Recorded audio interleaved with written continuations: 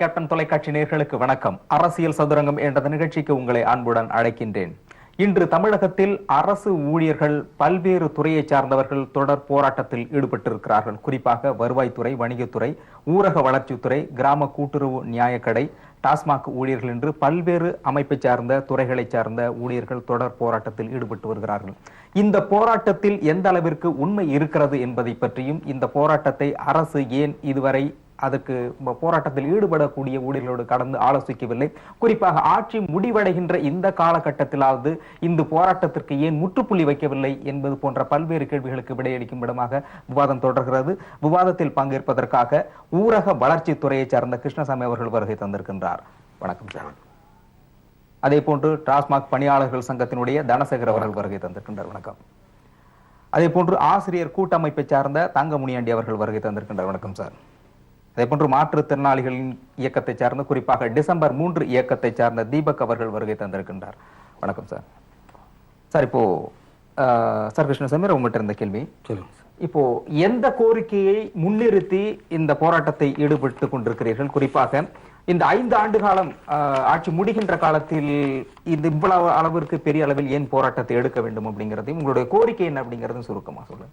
எங்களுடைய கோரிக்கையை பொறுத்த மட்டிலும் மிக முக்கியமான கோரிக்கை, 2003க்கு பின் வேலைக்கு வந்தவர்களுக்கு புதிய ஓய்வூதியத்தை ரத்து செய்து பழைய ஓய்வூதிய திட்டம் தொடரும் என்று சொல்லி மாண்புமிகு தமிழக முதல்வர் அவர்கள் கொடுத்த வாக்குறுதியை நிறைவேற்ற சொல்ல வேண்டும் என்பது முதல் பிரதான கோரிக்கை. இரண்டாவது கோரிக்கை, முதல்வர் அவர்கள் தங்களது தேர்தல் வாக்குறுதியிலேயே அந்த தொகுப்பூதியம் மதிப்பூதிய முறையை ஒழித்து ஒரு காலமுறை ஊதியத்துக்கு கொண்டு வந்து அவர்களுடைய வாழ்க்கை தரத்தை உயர்த்துவோம் என்று சொல்லி அவர்கள் வாக்குறுதி கொடுத்தார்கள். சரி. மூன்றாவது கட்டமாக ஊதிய முரண்பாடு என்பது இருக்கிறது. கடந்த அரசு ஊதிய முரண்பாடை ஏராளமாக வைத்து விட்டு இருக்கிறது. அதை நாங்கள் ஆட்சிக்கு வந்தால் அந்த முரண்பாடுகளை களைவேன் என்று சொன்னார்கள். குறிப்பாக 25/2/2013 நாள் அன்று தமிழ்நாடு அரசு ஊழியர் சங்கத்துடைய மாநில நிர்வாகிகள் 27 பேர் காலவரையற்ற உண்ணாவிரதம் இருந்து மயங்கிய நிலையில் தலைமைச் செயலகத்துக்கு, புதிய தலைமைச் செயலகத்திற்கு 5000க்கும் மேற்பட்ட ஊழியர்கள் தலைவரை அழைத்து பேசுங்கள் என்று சொல்லுகின்ற பொழுது அன்றைய அரசு கடுமையாக தாக்கிய காரணத்தினால் மறுநாள் 26/2/2011 இதே முதல்வர் ஒரு அறிக்கை வெளியிடுகிறார். அரசு வெளியிட்டிருக்கக்கூடிய ஊதிய குழுவில் ஏராளமான முரண்பாடு இருக்கிறது. நான் ஆட்சிக்கு வந்தால் இந்த முரண்பாடுகளை களைவதற்கு போராடும் சங்கங்களை அழைத்து பேசுவேன் என்று சொன்னார். ஆக ஒட்டுமொத்தமாக 5 ஆண்டு காலத்தில் அழைத்து பேசுவேன் என்று சொன்ன முதல்வர் இன்றைய தேதி வரை அழைப்பதற்கு எந்த விதமான ஏற்பாடுகளும் இல்லை. பேச்சுவார்த்தைகள் என்பது கூட மூத்த அமைச்சர்கள் ஓ பன்னீர்செல்வம், நத்தம் விஸ்வநாதன், தலைமைச் செயலாளர் ஞானதேசிகன் உள்ளிட்ட அனைவரும் கூட உங்களுடைய போராட்டத்திற்கு செய்மெடுத்து பேசியிருப்பதாக அரசு தரப்பில் சொல்லப்படுகிறது. நான் அதைத்தான் சொல்ல வந்தேன். பேசுவதாக பலர் சொல்லுகிறார்கள். 22/1/2016 நாள் அன்று தமிழகத்தில் ஒரு 50,000 அரசு ஊழியர்களை திரட்டி பேச மறுக்கின்ற முதலமைச்சரோடு பெருந்திரள் முறையீட்டிற்காக வருகின்றோம். அப்போது தலைமைச் செயலாளர் தலையிட்டு நான் முதல்வரின் கவனத்திற்கு கொண்டு வருகிறேன், என்னால் ஒன்றும் செய்ய இயலாது என்கின்றார். மீண்டும் நாங்கள் தலைமைச் செயலாளரிடம் தெரிவிக்கின்றோம். 10/2/2016க்குள் மாண்புமிகு தமிழக முதல்வரிடம் பேசி எங்களுக்கு கோரிக்கை நிறைவேற்றுங்கள், பேசாவிட்டாலும் கூட பரவாயில்லை, கோரிக்கை நிறைவேறினால் போதும் என்றுதான் நாங்கள் சொன்னோம். நான் முதல்வரின் கவனத்துக்கு கொண்டு செல்கிறேன் என்று சொல்லி 22/1/2016 நாள் என்று சொன்னார். அப்போது நாங்கள் 10/2/2016 நாள் என்று வேலை நிறுத்தம் இருக்கிறது என்று சொன்னோம். ஆனால் அவர் அதற்கு எந்த விதமான மறுப்பும் தெரிவிக்கவில்லை. மறுபடியும் தமிழக அரசு எங்களுக்கு 9/2/2016 என்று விடிந்தால் கல்யாணம் பிடிவாக்கு வெத்தலை என்பதை போல நைட்டு இரவு 6:30 மணிக்கு வர சொல்லுகிறார்கள், 8 மணிக்கு அழைக்கிறார்கள். நீங்கள் சொன்ன அத்துணை அமைச்சர்களும் இருந்தார்கள். 20 அம்ச கோரிக்கைகளையும் வலியுறுத்தினோம். எந்த கோரிக்கையிலும் அவர்கள் நியாயம் இல்லை என்று மறுக்கவில்லை. அனைத்து கோரிக்கைகளையும் ஏற்றுக்கொண்டார்கள். மாண்புமிகு முதல்வரின் கவனத்திற்கு கொண்டு சென்று பரிசீலிப்பதாக சொன்னார். நீங்கள் பேசியதெல்லாம் கரெக்ட், நாங்கள் ஊழியர்கள் மத்தியில் எடுத்துச் சொல்ல வேண்டும், ஒரு கடிதம் கொடுங்கள், பேசியதற்கு ஒரு கடிதம் கொடுங்கள் என்று சொன்னோம். அதற்கு அவர்கள் சொன்னார்கள், அதையும் அம்மாவிடம் கேட்டுத்தான் சொல்ல வேண்டும் என்று சொன்னார்கள். அம்மாவிடம் கேட்டு சொல்ல வேண்டும்னால் ஒரு குறைந்தபட்சம் நீங்கள் பேசியதுக்கு ஆதாரமாவது ஒரு கடிதத்தை கொடுங்கள் என்று சொன்னோம். இல்லை இல்லை, நாங்கள் அம்மாவிடம் பேசி சொல்கிறோம் என்று சொன்னார். அமைச்சர் அவர்களும் எங்களோட பேச்சுவார்த்தையை முறிக்க விரும்பவில்லை, நாங்களும் பேச்சுவார்த்தையை முறிக்க விரும்பவில்லை. நிதித்துறை செயலாளர் நேரம் 10:20 ஆகிவிட்டது, எனவே நாம் இதோடு முடித்துக் கொள்வோம் என்று சொல்லி அவர்தான் நேரடியாக பேச்சுவார்த்தை முடித்தவர். ரைட், குட் நைட், தேங்க்ஸ் அப்படிங்கிற வார்த்தையை சொல்லி முடித்தார். வேறு நாங்கள் என்ன செய்ய முடியும்? அதாவது இது உங்களுக்கு ஒரு தீர்வு கிடைக்கவில்லை என்பதற்காக தொடர் போராட்டம் தொடர்ந்து அதாவது வேலை நிறுத்தம் தொடங்குவதற்கு முதல் நாள் இரவு 8 மணிக்கு பேசி 10 மணிக்கு முடிக்கிறார்கள். முடிக்கின்ற பொழுது நாளை காலை மாண்புமிகு முதல்வர் அவர்களின் கவனத்திற்கு கொண்டு சென்று மீண்டும் உங்களோடு பேசுகிறேன் என்று சொன்னார்கள். இன்றைய தேதி வரை பேசவில்லை. ஓகே, தொடர்ந்து பேசலாம் சார். இப்போ டாஸ்மாக் பணியாளர்கள் சங்கத்தின் சார்பாக உங்களுடைய கோரிக்கைகள் என்ன? குறிப்பாக தமிழகம் முழுவதும் டாஸ்மாகை மூட வேண்டும் என்கின்ற கோரிக்கை எழுந்த நிலையில் உங்களுடைய நல்வாழ்விற்காக நீங்கள் போராட்டம் என்பது அது ஒரு எதிரான நிலைப்பாடு இல்லையா? அப்படி இல்லை. நாங்கள் கடந்த காலங்களில் 29/11/2003 அன்று இந்த டாஸ்மாக் சில்லறை விற்பனை பிரிவு துவங்கப்பட்டது. அப்பொழுதிருந்து நாங்கள் சங்கம் துவங்கியதிலிருந்து எங்களை பர்மனன்ட் செய்யுங்கள், எங்களுக்கு அரசு பணியாளருக்கு இணையான ஊதியம் வழங்குங்கள், மற்ற கோரிக்கைகள் வைத்து போராடினோம். ஆனால் கடந்த 2 ஆண்டுகளாக படிப்படியாக மதுவிலக்கை அமல்படுத்துங்கள், எங்களுக்கு அரசின் காலி பணியிடங்களில் மாற்றுப்பணி வழங்குங்கள் என்று மக்களின் கோரிக்கையை ஏற்று நாங்கள் போராட முன் வந்தோம். எந்த போராட்டத்தை தொடர்ந்து வலுவுறுத்தி சென்று கொண்டிருக்கிறோம். ஏனென்றால் எங்களுடைய தொழிலாளர்கள் சராசரியாக ஒரு ஆண்டுக்கு 200 - 250 தொழிலாளர்கள், இளைஞர்கள் 40 வயதுக்கு உட்பட்டவர்கள் இறந்து போகிறார்கள் இந்த குடிநோயால். இது நாங்கள் கண்முன்பே பார்க்கிறோம். வேலை பார்க்கின்ற ஊழியர்கள் ஏன் இறக்க வேண்டும்? அவர்கள் இங்கு இருக்கக்கூடிய மன அழுத்தங்கள் தாழாமல் இவர்களே அந்த குடிநோய்க்கு பலியாகிறார்கள். இவர்கள் மன அழுத்தம் என்ன? மன அழுத்தம் டாஸ்மாக் ஊழியர்களுக்கு என்ன மன அழுத்தம் ஏற்படுது? கடையில் கடந்த 4 ஆண்டுகளாக டார்கெட் பிக்ஸ் பண்ணி இவ்வளவு ரூபாய்க்கு நீங்க விற்றாக வேண்டும் என்று கட்டாயப்படுத்தி, அது ஒரு பக்கம். கடையில் எந்த விதமான வசதிகளும் இல்லை. கடையில் காலை 29/11/2003 துவங்கிய போது 16 மணி நேர வேலை, தற்போது 12 மணி நேர வேலை, ஓய்வு உளைச்சல் இல்லை, இடைவேளை இல்லை, உணவு இடைவேளை இல்லை. இப்படியாக காற்றோட்ட வசதி இல்லை, கழிப்பிட வசதி இல்லை, எந்தவித வசதிகளும் இன்றி அந்த இவர்களுக்கு மருத்துவ வசதிகள் கூட கிடையாது, மருத்துவ செக்அப் பண்றதுக்கான வசதிகள் கூட கிடையாது. இதனாலேயே இவர்களுக்கு எல்லா விதமான நோய்களுக்கு ஆளாட்டப்படுகிறார்கள். இவர்கள் பணி நேரம் என்பது 12 மணி நேரம். வீட்டிலிருந்து தொலைவு பல மடங்கு தொலைவில் வந்து குறிப்பிட்ட கடைகளை பணியாற்றி விட்டு திரும்ப வீட்டுக்கு செல்ல முடியவில்லை. வீட்டில் இருக்கக்கூடிய உறவினர்களோடு கலந்து பழகுவதற்கான வாய்ப்புகள் இல்லை. அதனால் பல்வேறு விதமான மன அழுத்தங்கள், கடைக்கு வரக்கூடிய வாடிக்கையாளர்களுடைய தொந்தரவுகள், பார் உரிமையாளர்களுடைய அச்சுறுத்தல்கள் தான் கடுமையான அச்சுறுத்தலாக இருக்கு. என்ன மாதிரி அச்சுறுத்தல்? அரசினுடைய கட்டுப்பாட்டில் இருக்கும்போது பார் உரிமையாளர்களுடைய தாக்கம் எப்படி அதிகமா இருக்கு? பார் உரிமையாளர் அனைவரும் அரசியல்வாதிகள், அரசியலுடைய பின்புலமுடையவர்கள். இவர்கள் அனைவரும் அரசியல் பின்புலனா எந்த ஆளுங்கட்சியை சார்ந்தவர்களா? ஆளுங்கட்சியை சார்ந்தவர்கள் அதிகப்படியானவர்கள். இவர்கள் அவங்க உங்களுக்கு டார்ச்சர் பண்றதுக்கான அவசியம் இல்லையே. காலை 10 மணிக்கு கடை திறக்க வேண்டும், இரவு 10 மணிக்கு கடை மூட வேண்டும். ஆனால் 10 மணிக்கு முன்பாகவே அடைக்க சொல்லி பல பார் உரிமையாளர்கள் அச்சுறுத்துகிறார்கள். அவர்கள் விற்பனை செய்யல பீர்களை கடைகளில் தான் விற்பனை செய்ய வேண்டும். ஆனால் அந்த பீர்களை பார்களில் விற்பனை செய்து கொண்டிருக்கிறார்கள். கடையை மூடிய பிறகு விடிய விற்பனை செய்து கொண்டிருக்கிறார்கள். அதற்குரிய மதுபானங்களை காசு கொடுத்து வாங்க மாட்டார்கள். கடையில் இருந்து கொடுங்கள், நாங்கள் வித்து கடன் கொடுக்கிறோம், நீ கொடுக்கவில்லை என்றால் உன்னை காலி செய்து விடுவேன், உன்னை வேலையை விட்டு தூக்கி விடுவேன் என்று பல்வேறு இன்னல்களுக்கு ஆளாகி கொண்டிருக்கிறார்கள். இது நீங்க ஆதாரப்பூர்வமா சொல்ல முடியுமா? இது ஒரு அரசுக்கு எதிராக சொல்லப்படுகிற குற்றச்சாட்டாக ஆதாரம் அடி. நீங்கள் இன்றைக்கும் தமிழகம் முழுவதும் நான் சொல்லக்கூடிய கடைகளுக்கு சென்று பாருங்கள். பகலிலேயே பீர்கள் பார்களில் தான் விற்பனை செய்யப்படுகிறது. கடைகளில் விற்பனை செய்யக்கூடாது, கேட்டாலும் கொடுக்க கூடாது. பல்வேறு நகரங்கள், பல்வேறு கடைகளில் நீங்க எப்போது வேண்டுமானாலும் போய் பார்க்கலாம். இல்ல, இது ஆதாரப்பூர்வமாக தமிழக அரசுக்கு நீங்கள் இது எடுத்து எழுத்துப்பூர்வமாகவே கொடுத்திருக்கிறோம். பார் உரிமையாளர்கள் அச்சுறுத்தல் அதிகமாக இருக்கிறது, போராடி இருக்கிறோம். போஸ்டர் நோட்டீஸ் அடித்து பல்வேறு முறையில் போராடி இருக்கிறோம். ஆனாலும் இதுவரை பார் உரிமையாளருடைய 3867 பார்கள் இன்றைக்கு அரசு உரிமம் பெற்ற பார்கள் இயங்குவதாக சட்டசபையில் அறிவிக்கப்படுகிறது. ஆனால் அரசு உரிமம் இல்லாத பார்கள் 2000க்கும் மேற்பட்ட பார்கள் இன்றைக்கும் இயங்கிக் கொண்டிருக்கிறது. இல்ல, இதுல குறிப்பாக அமைச்சர்களுடைய தலையீடு இருக்கிறதா? நேரடியாக இருக்கிறது. சரி, தொடர்ந்து பேசலாம். எப்படின்னா சார், உங்களுடைய குறிப்பாக ஆசிரியர்கள், கௌரவ விரிவுரையாளர்கள் எந்த அளவிற்கு பாதிக்கப்படுகிறார்கள்? உங்களுடைய அடிப்படை கோரிக்கை என்ன? அதாவது பொதுவா நம்ம கல்லூரி அப்படின்னாலே மருத்துவக் கல்லூரி, பொறியியல் கல்லூரி, சட்டக்கல்லூரி குறித்து தான் ஒரு விவாதங்கள்லாம் வருது. ஆனா 83 அரசு கல்லூரியை குறித்து மிகப்பெரிய அளவுக்கு பொதுமக்களுக்கு தெரிவதில்லை. அரசு கல்லூரிக்குள்ள என்ன இது பொதுமக்களுக்கு ஏன் தெரியணுங்கிறீங்க? இல்ல, ஊடகங்களின் வாயிலாக பொதுமக்களுக்கு தெரியணும், விவாதங்கள் கூட வருவதில்லை. அரசு கல்லூரி அங்கு இருக்கக்கூடிய கௌரவ விரிவுரையாளர்களுடைய நிலைமை, நாங்க அதிமுக திமுக 2 ஆட்சிகளாலும் மாறி மாறி நாங்கள் வஞ்சிக்கப்பட்டிருக்கிறோம். அரசு கல்லூரியில ஒரு நவீன கொத்தடிமைகளாக நாங்க பணியாற்றி வருகிறோம். இல்ல டீச்சர் போஸ்ட் அப்படிங்கிறது ஒரு கலெக்டருக்கு சமமாக சம்பளம் வாங்குறவங்கன்னு சொல்லப்படுகிறது. அதிலும் கௌரவத்தினுடைய உச்சகட்டம்ங்கிறது ஆசிரியர்கள். ஏறத்தாழ உங்களிடம் படித்து செல்லக்கூடிய நான் அந்த ஆசிரியர் படித்தேன் அப்படிங்கிற ஒரு கௌரவமான போஸ்ட் அப்படிங்கிறது ஆசிரியர் போஸ்ட்.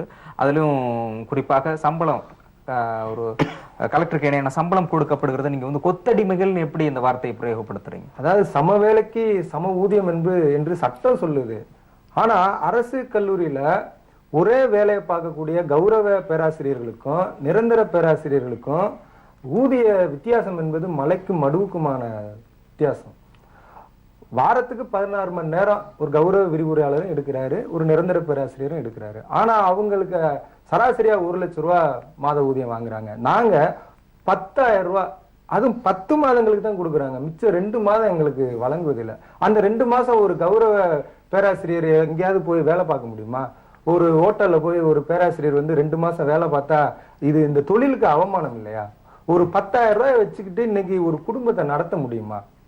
ஒரு நல்லது கெட்டது போனோம், சொந்த பந்தம், பிள்ளைகளை படிக்க வைக்கணும், வீட்டு வாடகை. இல்ல அடிப்படையில் கௌரவ விரிவுரையாளர்கள் அடிப்படை கல்வி தகுதி என்ன? அதாவது கல்வி தகுதி வந்து இன்றைக்கு ஒரு பேராசிரியருக்கான அனைத்து கல்வி தகுதியும் பெற்றுதான் நாங்கள் வந்து பணி நியமனத்துக்கு. இல்ல அது அடிப்படை தகுதி என்னன்னு கேக்குறேன். அதாவது பேராசிரியருக்கான அடிப்படை தகுதி என்பது காலகட்டத்துல மாறி மாறி வந்திருக்கு. சரி, இப்ப 2007 வந்து வெறும் எம்ஃபில் இருந்தா போதும் அப்படின்னு சொல்றாங்க. பிறகு நெட்டு ஸ்லெட்டு பிஹெச்டி அப்படின்னு சொல்றாங்க. இன்றைக்கு அரசு கல்லூரிகளில் வேலை பார்க்கக்கூடிய ஒரு 3500 கௌரவ விரிவுரையாளர்கள் எல்லாருமே தகுதியானவர்கள் தான். தகுதி இல்லை எப்படின்னா அரசு ஏன் வச்சிருக்கணும்? எங்களை தகுதியாக இருக்க போய் தான் நாங்கள் பாடம் நடத்துகிறோம். எங்கிட்ட படித்த மாணவர்கள் பல்வேறு பட்டங்களை பெற்று போகிறார்கள். அது எல்லாமே தகுதியானதுதான். அரசு என்ன சொல்றது? தகுதி உடையவர்கள்னா ஸ்லெட் நெட் பாஸ் பண்ணி அடுத்தது கவர்மெண்ட் போஸ்ட்டுக்கு டைரக்டா அப்ளை பண்ணி அதுல வைக்கின்ற எக்ஸாம்ல பாஸ் பண்ணி வர வேண்டியதானே அப்படிங்கிற ஒரு சொல்வதும் சொல்லப்படுகிறது. தொடர்ந்து நீங்க கௌரவம் இருக்கணும் அப்படிங்கிறது அரசனுடைய வற்புறுத்தல் இல்லை இல்லையா? இல்ல, அரசு டிஆர்பி வைக்குது, அதுல கௌரவ விரிவுரையாளருக்கு முன்னுரிமை கொடுப்பதில்லை. அவங்க இவங்க தற்போது பின்பற்றுகிற இந்த முறை என்பது, அதாவது பொதுவா திமுக ஆட்சியில இருந்த எந்த முறையையும் அதிமுக ஆட்சி வந்து பின்பற்றுவதில்லை எல்லா துறையிலையும். ஆனால் உயர்கல்வி துறையில மட்டும் இந்த பேராசிரியர் உதவி பேராசிரியர் தேர்வு முறையை அப்படியே பின்பற்றுறாங்க. 34 மதிப்பெண் போட்டு தேர்வு பண்றாங்க. 34ல 24 கல்வி தகுதிக்கு வெளியில இருந்து படிச்ச பட்டங்களுக்கு மதிப்பெண் போட்டு எடுக்கிறாங்க. 10 மதிப்பெண் அவங்க கையில வச்சுக்கிறாங்க நேர்காணல்ல. அதுல வச்சுக்கிட்டு தான் அவங்க எல்லா விதமான விளையாட்டுகளும் விளையாடுறாங்க. 10 மார்க்ல வச்சு என்ன பண்ண முடியும்? இப்ப நேர்காணல்ல 24க்கு 24, 23, 22 என்ற அடிப்படையில கூப்பிடுறாங்க. அதுல வர்றவங்க இவங்க நேர்காணல் செய்து 24 எடுத்த ஒருவருக்கு வந்து 3 மதிப்பெண் 4 மதிப்பெண் போடலாம். 18 மதிப்பெண் எடுத்து வர்றவருக்கு வந்து 9 மதிப்பெண் போட்டு பேராசிரியராக தேர்வு பண்ணலாம். அதனால வந்து இன்றைக்கு யார் போடுறது? ஏன் அது இப்ப தகுதியின் அடிப்படையில் தான் அந்த 10 மதிப்பெண் வழங்கப்படுகிறது. தகுதியின் அடிப்படையில வெளியில இருந்து 24 மதிப்பெண், இந்த 10 மதிப்பெண் வந்து அவர்கள் நேர்காணல் நேரடியா பாக்குறது. அப்ப நேரடியாக அவங்க என்ன கேட்கறாங்களோ அதுக்கு எந்த அளவுக்கு அந்த நேரத்துல பதில் சொல்றீங்களோ அதுக்கு அடிப்படையில 10 மதிப்பெண்கள் இவ்வளவு போடுறது. அதுல எப்படி தவறு காண முடியும்? அவங்க கேட்கும்போது சரியாக சொல்லல அப்படின்னா குறைச்சு போடலாம். அவங்க கேட்கும்போது சரியாக நீங்க பதில் சொல்லியிருந்தா அதிகமா போடலாம். அதுல உள்நோக்கம் எப்படி கற்பிக்க முடியும்? அதுக்கு வெளிப்படை தன்மை கிடையாது. அந்த நேர்காணல் என்பது வெளியில எப்படி நேரடியாக கேட்க விரும்புறது அது அரசியல் தலையீடுகள் இல்லது முக்கிய புள்ளிகள் அதை தனக்கு சாதகமாக்கி கொள்கிறார்களா அப்படிங்கிறது தான். இல்ல, அது ஊரறிஞ்ச விஷயம்தான். இன்றைக்கு அரசு உதவி பெறும் கல்லூரிகளும் சரி, அரசு கல்லூரி நியமனங்களும் சரி, பல்கலைக்கழகங்களும் சரி, எந்த அளவு நடந்துகிட்டு இருக்குன்னு செய்தித்தாள்கள்ல வந்துகிட்டு இருக்கு, எல்லாருக்கும் தெரியும். ஆனா நாங்க கௌரவ விரிவுரையாளர்கள்ன்றது ரொம்ப ரொம்ப மோசமான நாங்க வாழ்க்கை சூழல்ல இருக்கிறோம். ஓகே, உங்களுடைய போராட்டத்தை தன்மை தொடர்ந்து பேசலாம். மாற்றுத்திறனாளிகள் அமைப்பை சார்ந்த நீங்கள், அதாவது உங்களுடைய இப்போதைய கோரிக்கைகள் என்ன? எந்த அளவிற்கு அரசு இதை ஏற்றுக்கொண்டு உங்களோட பேச்சுவார்த்தையில் ஈடுபட தயாராக இருக்கிறது? மாற்றுத்திறனாளிகளுடைய கோரிக்கை வந்து இது வந்து மொத்தம் 6 அடிப்படையான கோரிக்கைகளை நாங்கள் முன் வச்சிருக்கோம். ஒன்று வந்து பென்ஷன், மாற்றுத்திறனாளிகளுக்கு கொடுக்கக்கூடிய உதவித்தொகை. அது வந்து 3 கோரிக்கைகள் அதை சார்ந்து இருக்குது. மீதி 3 கோரிக்கைகள் வந்து பாத்தீங்கன்னா தடையற்ற சூழல், வேலை வாய்ப்பு, இது சார்ந்த விஷயமா இருக்குது. முதல் விஷயமே என்னன்னு கேட்டீங்கன்னா, மாற்றுத்திறனாளிகளுக்கான சட்டம் வந்து யார் மாற்றுத்திறனாளி என்று கிளியரா வரையறுத்திருக்காங்க. அதாவது 40% ஊனம் இருப்பவர்கள் வந்து ஊனமுற்றவர்களாக கருதப்பட வேண்டும் என்று PWD சட்டம் சொல்லுது. அதே மாதிரி 80% இருக்கவங்க கடும் ஊனமுற்றவர்களாக கருதப்பட வேண்டும் சட்டம் தெளிவாக வரையறுத்திருக்கு. ஆனால் தமிழ்நாட்டுல இந்த 40% மத்த தெலுங்கானாவை எடுத்துக்கோங்க, ஆந்திராவை எடுத்துக்கோங்க, கேரளாவை எடுத்துக்கோங்க, கர்நாடகா எடுத்துக்கோங்க, அங்க எல்லாமே 40% ஊனமுற்றவர்களுக்கு உதவித்தொகை கொடுத்துடுறாங்க. கடும் ஊனமுற்றவர்களுக்கு அதை விட கொஞ்சம் அதிகமாக தர்றாங்க. ஆனால் தமிழ்நாட்டுல 75% ஊனமுற்றவர்களாக இருந்தால் மாத்திரம்தான் உதவித்தொகை அப்படிங்கிற ஒரு நடைமுறையை இவங்க சட்டத்திற்கு நேர் எதிர்மாறாக இவங்க பின்பற்றிட்டு இருக்காங்க. யார் இந்த சட்டத்தை கொண்டு? திமுக, அதிமுக? இல்ல, இது நேஷனல் ஆக்ட், மாற்றுத்திறனாளிகளுக்கான சட்டம் வந்து தேசிய சட்டம் 1995 வந்துருச்சு. தமிழகத்தில் சொல்றேன். தமிழகத்துல நமக்கு சட்டம் கிடையாது, அப்படியே நம்ம ஃபாலோ பண்ணிட்டு இருக்கோம். ஆனால் இந்த பென்ஷன் குறித்த ஒரு விவரம் கொண்டு இருக்காங்க இல்லையா, இது வந்து 1972 வந்துருச்சு. இப்ப சமீபத்துல இந்த 500 ரூபாயா 1000 ரூபாயாக உயர்த்தி இருக்கிறாங்க அதிமுக ஆட்சி பொறுப்புக்கு வந்ததுக்கு அப்புறம். அதெல்லாம் நாங்க கேட்டு ரொம்ப சந்தோஷப்பட்டோம். ஆனால் 500 1000 மாத்திட்டு அந்த வாங்குறவங்களுடைய எண்ணிக்கை இருக்கு இல்லையா, அது கிட்டத்தட்ட 1 லட்சம் பேருக்கு மேல இந்த பென்ஷன் வாங்கக்கூடிய மாற்றுத்திறனாளிகளுக்கு கட் பண்ணிருக்கிறாங்க. ஒரு சராசரியாக மாவட்டத்துக்கு 6000 பேர் குறைஞ்சது கட் பண்ணிருக்காங்க. மொத்தம் மாற்றுத்திறனாளிகள் எத்தனை பேர்? கிட்டத்தட்ட 17 லட்சம் பேர் இருக்கும். மாற்றுத்திறனாளிகள் பாத்தீங்கன்னா 17 லட்சம் பேர் இருக்கும். அடையாள அட்டை வச்சிருக்கிறவங்களே அவ்வளவு பேர் இருக்கிறோம். ஆனால் இதுல நிறைய பேருக்கு கட் பண்ணிருக்காங்க. இப்ப நீங்க பாக்கலாம், ஒரு சாதாரணமா நீங்க வந்து ஒரு ரோட்ல நின்றுட்டுருங்க, ஒரு வயசான பெரியவங்களோ அல்லது ஒரு ஊனமுற்றோரோ வந்து இப்போ சமீபத்துல ஒரு 2 வருஷத்துல வந்து ஏதாவது கொடுங்க, 10 ரூபா கொடுங்க, சாப்பிடணும்னு கேட்கறாங்க. இது வந்து இந்த 2 வருஷத்துல ஏறி இருக்கு. இதுல இன்னும் ரொம்ப வேதனை என்னன்னா, இவங்க 2வது கோரிக்கையில மிக கடுமையான கண்டிஷன்ஸ் வைக்கிறாங்க. அதாவது என்னன்னா, அனாதையாக இருக்கணும், ஊனமுற்றவர்கள் அனாதையா இருக்கணும்ன்றாங்க. சார், அண்ணன் தம்பி அக்கா தங்கச்சி எல்லாம் கூட பிறந்தாலே கிடையாதுன்னு சொன்னா அதெல்லாம் நாங்க எப்படி சார் அனாதையாக இருக்கணுங்கிற அந்த வார்த்தை தான் எங்களுக்கு ரொம்ப. அது போன வருஷம் 2014 போடப்பட்டிருக்க கூட திருத்தி அமைக்கப்பட்ட கவர்மெண்ட் ஆர்டர். நாங்க தெலுங்கானாவையும் கர்நாடகாவையும் கேரளாவையும் காமிக்க எவ்வளவு பிராடா வச்சிருக்காங்க பாருங்க. 7 ஏக்கர் இருக்க கூடாதுங்கிறாங்க சார் தெலுங்கானால. மாற்றுத்திறனாளியா இருந்தா உங்க வீட்டுல 7 ஏக்கர் இருக்க கூடாது, உங்க வீட்டுல டாக்டர் இன்ஜினியர்னு பெரிய படிப்பு படிச்சவங்க இருக்க கூடாது. அதனுடைய பார்வை என்ன, நீங்க இங்க அனாதையாக இருக்கணும். ஒரு தென்னந்தோப்பு வருவாய்த்துறையில என்ன பண்ணிருக்காங்கன்னா, அரசு வருத்தப்படக்கூடாது, வருவாய்த்துறையில என்ன பண்ணிருக்காங்கன்னா, உங்க வீட்டுல ஒரு தென்னை மரம் இருக்கா, அப்ப தென்னை மரத்துக்கு 3 மாசம் 6 மாசத்துக்கு ஒரு இத்தனை காய் காய்க்கும், காய்க்கு இவ்வளவு ரூபாய் இப்படி போட்டு எங்களுக்கு நிறைய பேர் கட் பண்ணிருக்காங்க. இதுல கடந்த 2 வருஷத்துல நாங்க இப்போ உச்சநீதிமன்றத்தினுடைய உணவு பாதுகாப்பு ஆணையர் நியமிக்க ஹர்ஷ் மந்தர் அவரை வச்சு ஒரு பொது விசாரணை நடத்தணும். அதுல ஒவ்வொருத்தரும் மாற்றுத்திறனாளி வர்றாங்க, 5 அல்லது 6 பேப்பர் வச்சிருக்காங்க. நாங்க அம்மா திட்டத்துக்கு எங்களுக்கு கவர்மெண்ட் வந்து பென்ஷன் ஆர்டர் கொடுத்திருக்குன்னு, ஆனா ஒரு பைசா கூட வந்து சேரல. இது 2வது பிரச்சனை சார். 3% இடஒதுக்கீடு எடுத்துட்டீங்கன்னா அது காணல் நீர் தான். இப்ப வரைக்கும் 3% இடஒதுக்கீடுங்கிறது உண்மை ஆகவே இல்லை. இல்ல, அரசு வந்து 3% இடஒதுக்கீடு கொடுக்கப்பட்டிருக்கு இல்லைங்க. அரசாணை கொடுக்கப்பட்டிருக்கு, அரசாணை வந்து நடைமுறைக்கு வரல. அது காரணம் என்ன சார், ரொம்ப ரொம்ப ஒரு இடியாப்ப சிக்கல் மாதிரியான விஷயம். நம்ம எல்லாரும் நினைச்சிட்டு இருக்கோம் 3% இடஒதுக்கீடுங்கிறது 100% நினைச்சிட்டு இருக்கோம். அது கிட்டத்தட்ட ஒரு 16 வருஷ சட்ட போராட்டத்துக்கு அப்புறம் தான் 100%ங்கிறது 100%, 100% உச்ச நீதிமன்றம் உறுதிப்படுத்தினாங்க. இங்க அதுக்கு முன்னாடி DEPR ஃபார்ம் நம்பர் 1, 2, 3, 4 4 படிவங்கள் இருக்கு. இந்த 4 படிவத்தையும் ஸ்பெஷல் எம்ப்ளாய் மாவட்டம் தோறும் சிறப்பு வேலைவாய்ப்பு அலுவலகம் இருக்கு. இந்த சிறப்பு வேலைவாய்ப்பு அலுவலகத்துக்கு எல்லா அலுவலகமும் 3 மாசத்துக்கு ஒருக்க கண்டறியப்பட்டுள்ள இடங்கள், மாற்றுத்திறனாளிகள் கண்டறியப்பட்டுள்ள இடங்களில் இருந்து எழும்புகின்ற வேகன்சிக்கு தான் 3%. அதுல இருந்து அந்த எதில் கண்டறியப்பட்டுள்ள பணியிடம் எதுல வேகன்சி இருக்குங்கிறத மாவட்ட சிறப்பு வேலை வாய்ப்பு அலுவலகத்துக்கு இங்க தெரிவிக்கணும். எந்த கவர்மெண்ட் ஆபீஸும் தெரிவிக்கல 15 வருஷமா. இப்போ பின்னடைவு பணியிடங்கள் சொல்றாங்கல்ல, பின்னடைவு பணியிடங்கள் கால்குலேட் பண்றதுக்கு எது முன்னடைவு பணியிடங்கள் அந்த ஒரு ஸ்டாண்டர்டே இல்லையே. அதனாலதான் நாங்க என்ன கேட்கிறோம்னா, இது ஒரு இடியாப்ப சிக்கல். உயர் நீதிமன்ற நீதிபதியை போடுங்க. இப்ப உச்ச நீதிமன்றத்தினுடைய வழிகாட்டலுக்கு அப்புறமா நீதியரசர் மணிக்குமார் தலைமையில 2 ரிட் பெட்டிஷன் எடுக்கப்பட்டது. இப்ப அந்த 2 ரிட் பெட்டிஷன் என்ன ஆச்சு? உச்ச நீதிமன்றம் சொல்லுது, உயர் நீதிமன்றம் சொல்லுது, ஆனா நடக்க மாட்டேங்குது. இப்போ இதுல வந்து சிக்கல் வந்து சொல்லும் போது நீங்க நேர்காணல் பத்தி பேசுறீங்க இல்லையா, திருவண்ணாமலையில ஒரு மாற்றுத்திறனாளி பொண்ணு, அது காது கேட்க முடியாது, வாய் பேச முடியாதுங்க. அவங்க சத்துணவு அமைப்பாளர் போஸ்டுக்கு அப்ளை பண்றாங்க, நேர்காணல் போறாங்க, 10 நாள் வேலை பார்க்கறாங்க. இவங்க கேட்ட காசு கொடுக்கலங்கிறதுக்காக 10 நாள் கழிச்சு வேலையை விட்டு எடுத்துறாங்க. அப்பாயின்மெண்ட் பண்ணி ஏன் அப்பாயின்மெண்ட் பண்ணி எடுத்தீங்க அப்படின்னா, காது கேட்க முடியாதவங்களுக்கு இந்த போஸ்ட் கிடையாதுன்றாங்க. அப்ப நாங்க கேட்கிறோம், நேர்காணல் வந்தாங்கல்ல, அப்ப தெரியல உங்களுக்கு காது கேட்க முடியாது, வாய் பேச முடியாதுன்னு. இந்த லட்சணத்துல இருக்குது இந்த அரசுல. நேர்காணல். அதுக்காக தான் சொல்ல வர்றோம். இது மாத்திரம் இல்லைங்கய்யா, தடையற்ற சூழல். அதாவது அதிமுக அரசு கோபத்திற்கு காரணம் என்னன்னா, அதிமுக அரசு 32, 33 அவங்களுடைய தேர்தல் அறிக்கையில 2 விஷயம் சொல்றாங்க. ஒண்ணு வந்து 3% இடஒதுக்கீடை உறுதி செய்வோம், அதுக்காக ஒரு குழு வச்சிருந்தாங்க. திமுக டைம்ல ஒரு குழு வச்சிருந்தாங்க. அது என்னன்னு கேட்டீங்கன்னா, தலைமைச் செயலாளருக்கு கீழே கிடையாது, அது வந்து அந்த துறையினுடைய அமைச்சருக்கு கீழே 18 துறையினுடைய செக்ரட்டரிஸ் வச்சு வச்சிருந்தாங்க. இவங்க வந்த பிறகு தலைமைச் செயலாளருக்கு மாத்துறாங்க. அந்த குழு என்ன கூடுச்சு, அது எங்க போச்சு தெரியல. ரெண்டாவது விஷயம் சார், இப்ப வந்து உதாரணத்துக்கு இப்ப நம்ம விஷயத்தை கவனிச்சீங்கன்னா, 29/1/2015 கண் பார்வை இல்லாதவர்கள் போராட்டம் நடத்தினாங்க, நம்ம சுடுகாட்டுல கொண்டு போய் விட்டாங்க. போராட்டத்தை இந்த அரசு எப்படி நடத்துகிறது, எதிர்கொள்கிறது, குறிப்பாக மாற்றுத்திறனாளிகளுடைய போராட்டத்தை எப்படி அடக்கியது எப்படி என்பதை தொடர்ந்து பேசலாம். ஒரு சிறிய விளம்பர இடைவேளைக்கு பிறகு நேயர்களே, அரசியல் சதுரங்கம் நிகழ்ச்சி ஒரு சிறிய விளம்பர இடைவேளைக்கு பிறகு தொடரும்.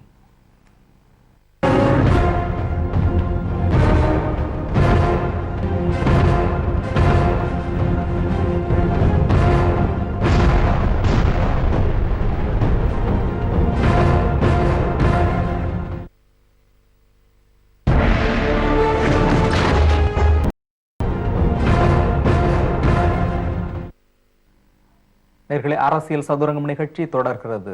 அதிமுக ஆட்சியில் அரசு ஊழியர்கள் எந்த அளவிற்கு பழிவாங்கப்படுகிறார்கள் என்பதை பற்றி விவாதித்துக் கொண்டிருக்கின்றோம். விவாதம் தொடர்கிறது. கிருஷ்ணசாமி சார், இப்போ நீங்க பல்வேறு கோரிக்கைகளை வலியுறுத்தியிருந்தாலும் கூட, குறிப்பாக உங்களுடைய துறை சார்ந்து ஊரக வளர்ச்சி துறையில் பல்வேறு ஊழல்கள் இருப்பதாக சொல்லப்படுகிறது. குறிப்பாக கடந்த ஆண்டு சென்னையிலும் கூட ஏப்ரல் 10ஆம் தேதி 2015 வணிக வரித்துறை உதவி ஆணையர் 1.5 லட்சம் பணம் கேட்டு அதில் வந்து கைது செய்யப்பட்டிருக்கிறார். அதே போன்று பல்வேறு மாவட்டங்கள், தென் மாவட்டங்களில் ஏறத்தாழ ஒரு 6-7 மாவட்டங்களை சார்ந்தவர்கள் ஒன்றாக கூட்டமைப்பில் சேர்ந்து வணிக வரித்துறையினுடைய, குறிப்பாக ஊரக வளர்ச்சி துறையினுடைய லஞ்சம் கேட்டு அதிகாரிகள் மிரட்டுவதால் எங்களால் ஒழுங்காக வணிகம் செய்ய முடியவில்லை அப்படின்னு ஆதாரத்தோட வெளியிட்டிருக்கிறாங்க. உங்க துறையில் நீங்க வந்து உங்களுக்கு தேவையானதை கேட்டு அரசு கிட்ட போராடுறீங்க, ஆனாலும் உங்கள் துறையிலே பெரிய அளவில் ஊழல் நடந்து கொண்டிருக்கிறதே, அதற்கு உங்களுடைய பதில் என்ன?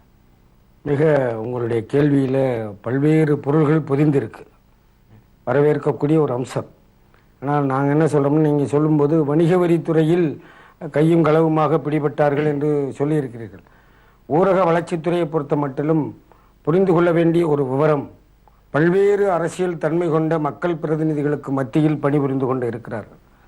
எல்லா தவறுகளுக்கும் அதிகாரிகளை மட்டும் பொறுப்பாக்குவது என்பது இது நாகரிகம் கருதி மேடை என்பதால் பல்வேறு விவரங்களை பளிச்சிட்டு சொல்ல முடியாத ஒரு சூழ்நிலை இருக்கிறது என்பதை நீங்கள் புரிந்து கொள்ள வேண்டும். அரசு ஊழியர்களை பொறுத்த மட்டிலும் லஞ்சம் என்பது கட்டாயம். இப்போ நான் திண்டுக்கல் அலுவலகத்தில் மேலாளராக பணியாறு, அந்த அலுவலகத்தில் இன்னைக்கு நீங்கள் போய் பாருங்க, ஒரு போர்டு வச்சுட்டு வந்திருக்கேன். இன்னைக்கு வந்திருக்கிற மேனேஜரும் அந்த எங்கள் சங்கத்துடைய மாவட்ட துணைத் தலைவர். இப்போ அவரையும் போய் கேளுங்க. லஞ்சம் வாங்குவதும் கொடுப்பதும் சட்டப்படி மட்டும் குற்றமல்ல, அது ஒரு சமுதாய குற்றம்னு சொல்லி நாங்கள் போர்டு வச்சு வேலை பார்க்குறோம். டெக்கான் கிரானிக்கல் வந்து எங்களுடைய மாநில பொருளாளரை வந்து பாராட்டி இந்தியா முழுக்க எழுதிச்சு, ஊரக வளர்ச்சித்துறையிலும் கூட அதிகாரிகள் லஞ்சம் வாங்காமல் பணிபுரிகிறார்கள் என்கின்ற செய்தி இருக்கிறது.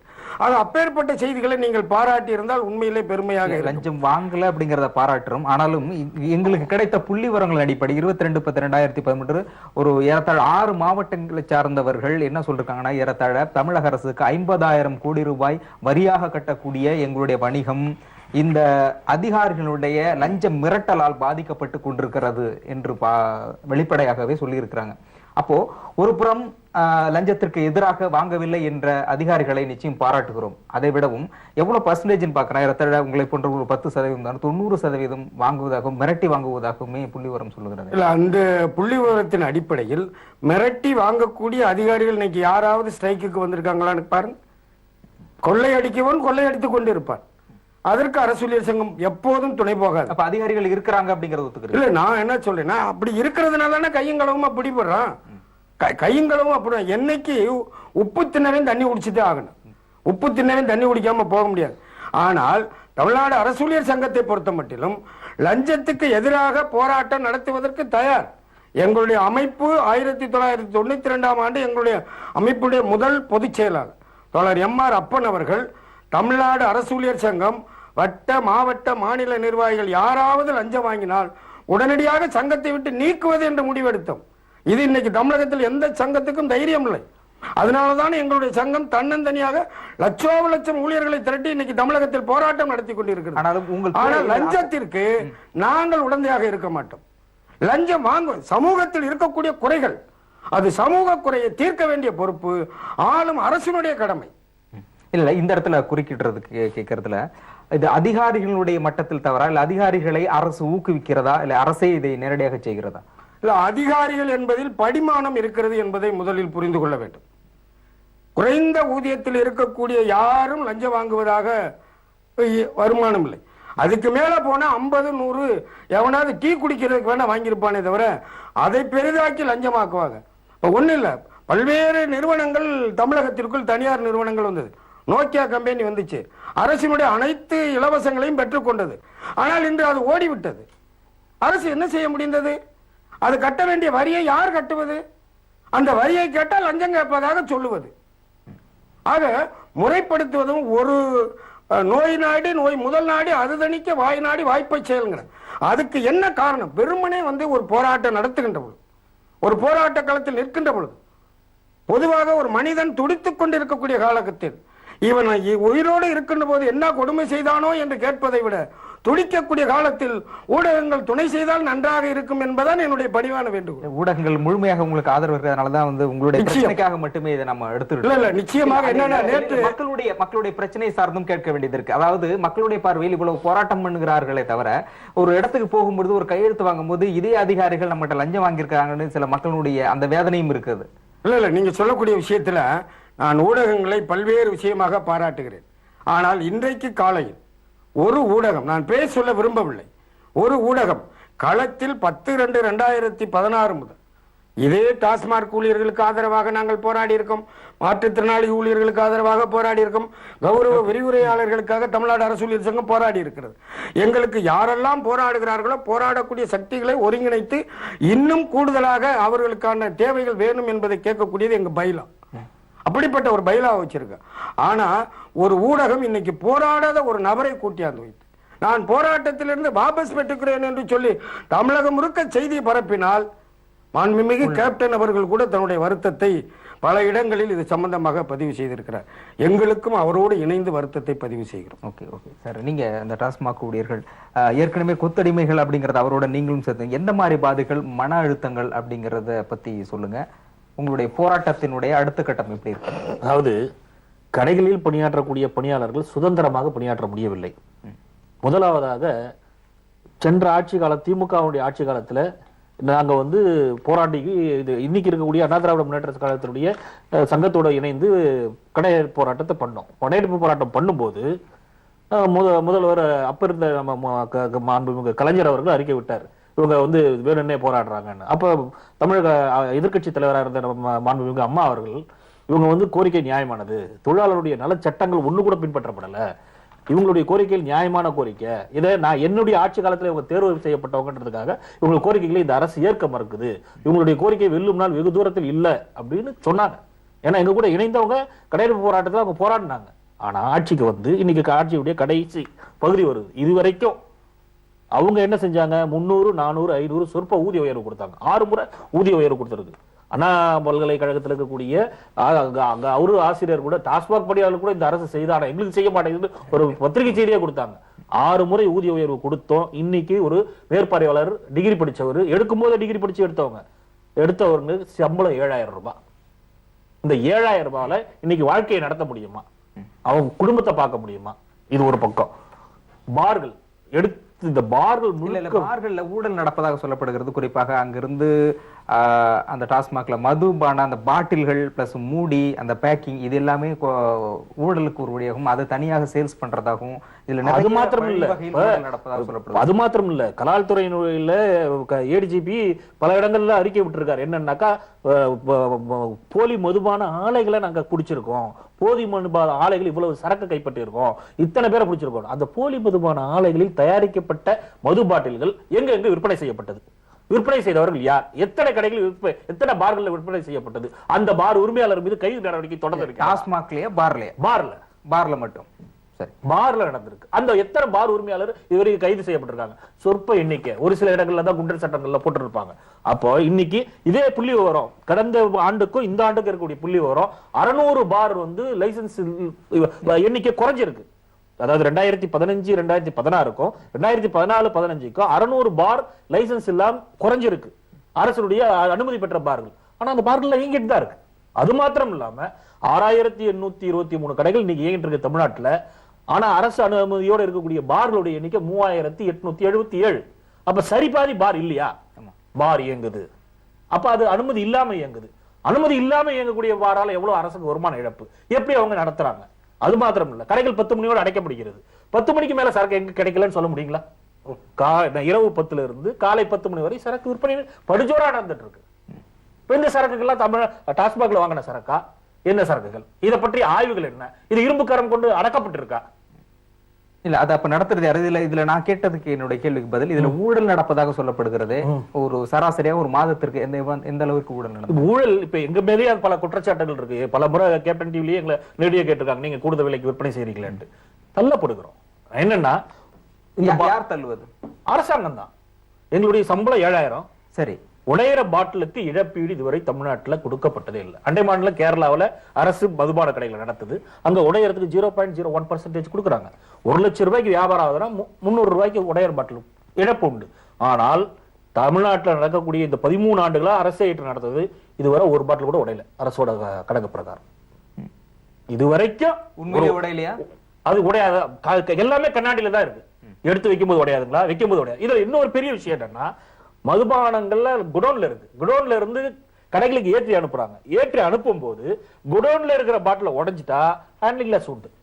அதுக்கு ஒரு குறிப்பிட்ட பர்சன்டேஜுக்கு மேல உடைஞ்சிருச்சுன்னா அடக்க விலையில அவங்க பணம் கட்டணும். யாரு? அங்க வேலை செய்யக்கூடியவங்க. அவங்க டாஸ்மாக் நேரடி படியாளர்கள் இல்ல, அவங்க தனியா ஒரு கேஸ் போட்டு நடத்திட்டு இருக்காங்க, அது வேற. ஆனாலும் அவர்களுக்கு உடைந்த பாட்டிலுக்கு ஒரு குறிப்பிட்ட பர்சன்டேஜுக்கு ஹேண்ட்லிங் லாஸ் உண்டு. அதை தாண்டி உடையும் போது அதனுடைய அடக்க விலைக்கு பணம் பறிமுதல் வாங்க செய்யப்படுகிறது. ஆனா இங்க கடையில பணியாற்றவங்க உடையவே உடையாது. கடைக்கு வந்து அங்க இருக்க வரையும் கண்ணாடி பாட்டில், கடைக்கு வந்ததுக்கு அப்புறம் இரும்பு பாட்டில். இந்த பணத்தை என்ன பண்ணுவீங்க? உடைஞ்சா நாங்க எங்க கை பணத்தை போட்டு கட்டணும். இதுவாக கரண்ட் பில்லு. ஒரு கடையை வாடகைக்கு பிடிக்கும் போது தனியே மீட்டர் இருக்கா, இதுக்கு எவ்வளவு பிக்ஸ் பண்ணணும் அப்படின்னு அதிகாரிங்க பிக்ஸ் பண்ணணும். ஆனா கடை கிடைச்சா போதும் பிடிச்சிக்கிறாங்க. பிடிச்சி வச்சுக்கிட்டு கரண்ட் பில் வந்த உடனே இவனுக்கு ஒரு டியூப் லைட்னாக்கா 8 யூனிட், ஒரு டோர் கூலர்னாக்கா 12 யூனிட், உனக்கு ஒரு பல்பு தான் அலௌடு, ஒரு ஃபேன் தான் அலௌடு, ஒரு மாசத்துக்கு இவ்வளவுதான் கரண்ட் பில் உனக்கு அலௌடு, மிச்சம் நீ தான் கட்டணும். ஏத்து கூலி இறக்க கூலி. இவங்க அங்க இருந்து ஏத்தி அனுப்பி கூலியை அவங்களுக்கு நாங்க கொடுக்குறோம்னு சொல்றாங்க. வாங்கின கான்ட்ராக்டர் கொண்டு வந்து நான் கடை முன்னாடி வரையும் தான் எனக்கு டென்டர், உள்ள வேணா நீ இறக்க. கடையில வேலை செய்யறது ஒரு ஆளு 2 ஆள். அவங்க இங்க சேல்ஸ பாப்பானா இறக்கி வைப்பானா. இறக்கி வைக்கிற நேரத்துக்கு தனியா சேல்ஸ நிப்பாட்ட முடியாது. இவன் இறக்கி வைக்கிற நேரத்துல இங்க உள்ள இருக்கிற பாட்டில அடிச்சு தூக்கிட்டு போயிடுறான். அதுல குடஞ்சிச்சுனாலோ இல்ல காலி ஆயிடுச்சுனாலும் அதையும் தான் கட்டணும். இப்படி சராசரியா ஒரு கடைக்கு தனிப்பட்ட முறையில செலவு 10,000 ரூபாய்க்கு மேல வருது. இதை இவன் ஈடு கட்டுறதுக்கு என்ன செய்வான்? இது ஒரு பக்கம். 1 ரூபா 2 ரூபா வித்தா குற்றம் அப்படின்னு நாங்களும் சொல்றோம். அதுக்கு உரிய தண்டனை கொடுங்க. நிலையான சட்ட பிரகாரம் எங்களுக்குன்னு தனியா ரூல்ஸை கிரியேட் பண்ணுங்கன்னு சொன்னா, ஊழல் தடுப்பு சட்டம் 2014 ஒன்னு இன்ட்ரோடியூஸ் பண்ணியிருக்காங்க. அதுல இந்த தொழிலாளருக்கு இத்தனை வருஷம் வேலை செஞ்சாக்கா இவனுக்கு இப்படி ப்ரொமோஷன் கொடுக்கணும். அது மாதிரி தொழிலாளர் நலச்சார்ந்தது எதுவுமே இல்லை. ஆனால் இவன் என்ன தவறு பண்ணா என்ன செய்யலாம் அப்படின்றத தன்னிச்சையா அறிவிச்சிருக்காங்க. இப்ப ஊழலுடைய வெளிப்பாடு இதுலதான் வருது. ஊழல் செய்யக்கூடிய அடிமட்டத்தில் இருக்கக்கூடிய நீ பிடிக்கலாம் அப்படின்னு இருக்கு. இன்னைக்கு வெளிப்படையாவே 6800 கடைகள்ல இன்னைக்கு 35 மாவட்டங்களா டாஸ்மாக் பிரிக்கப்பட்டிருக்குது. ஒவ்வொரு மாவட்ட மேலாளர் குறிப்பிட்ட சிலரை தவிர, அதுலயும் நேர்மையானவங்க இருக்காங்க, குறிப்பிட்ட சிலரை தவிர ஒரு கடைக்கு இவ்வளவு ரூபான்னு வசூல் செய்யப்படுகிறது. டிஸ்ட்ரிக்ட் மேனேஜர் வசூல் செய்யறாரு, SRM வசூல் செய்யறாரு, கோட்டை கலால் வசூல் செய்யறாங்க, கலால் எக்ஸைஸ் ஆபீசர் வசூல் செய்யறாங்க, போலீஸ் ஏசி எக்ஸைஸ் போலீஸ், இப்படி அத்தனை பேரும் கடைகளில் பணிபுரியக்கூடிய பணியாளர்களை இவங்க விற்கிறதுக்கு இதான் காரணம். வித்தாலும் அவன் கைக்கு சொற்ப காசு தான் நிக்க, மிச்சம் எல்லாம் பிச்சு பங்கு பிரிச்ச கடையா எல்லாருக்கும் போயிட்டு. இதுல ஊழல் அப்படிங்கிறது என்னது? அந்த பாட்டில், அந்த மூடி, இது எல்லாமே ஊழல் நடக்கிறதா சொல்லப்படுது. அதாவது கடைகள்ல இங்க பர்ச்சேஸ் பண்ணக்கூடிய இந்த இதுல வெளிப்படைத்தன்மை கிடையாது. குறிப்பிட்ட நிறுவனங்களுடைய சரக்குகள் மட்டும்தான் கொள்முதல் செய்யப்படுகிறது. இந்த கொள்முதல் செய்வதில் ஊழல். ஏன்னா ஒரு இந்த அதிகமான மன உளைச்சல் யாருக்கு வருது? கஷ்டம் எங்களுக்கு எப்படி வருதுன்னா, நீங்க ஒரு ஹோட்டலுக்கோ இல்ல எங்கேயோ போறீங்க, ஒரு காசு கொடுத்து ஒரு பொருளை வாங்குறீங்க, உங்களுக்கு விருப்பப்பட்ட பொருளை தான் வாங்குவீங்க. இல்லைன்னா நீங்க எங்க போயிருவீங்க? அது எங்க கிடைக்குதோ அங்க போவீங்க. தமிழ்நாட்டுல மோனோபொலி, டாஸ்மாக்கு அரசு கடைகள். இந்த அரசு கடைகள்ல இன்னைக்கு குடிமகனா இருக்கக்கூடிய யாருமே விரும்பின சரக்கா குடிக்க முடியாது. கடையில என்ன இருக்கோ அதை நான் கொடுக்கறது தான் வாங்க முடியும்.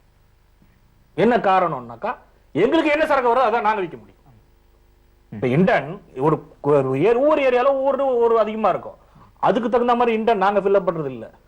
எங்களுக்கு இது 88 ரூபா பிராண்டு கொடு, 100 ரூபா பிராண்டு இவ்வளவு கொடு, இது இவ்வளவு கொடு குறிச்சு கொடுத்தாலும் அதை சார்ந்து இது இல்லைன்னா அது அனுப்புறது கடையில என்ன இருக்கோ அதான் எடுத்து கொடுக்க முடியும்.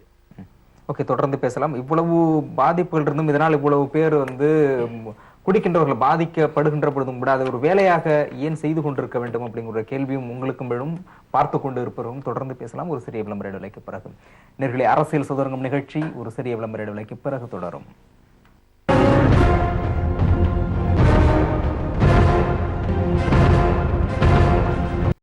நேயர்களே, அரசியல் சதுரங்கம் நிகழ்ச்சி தொடர்கிறது.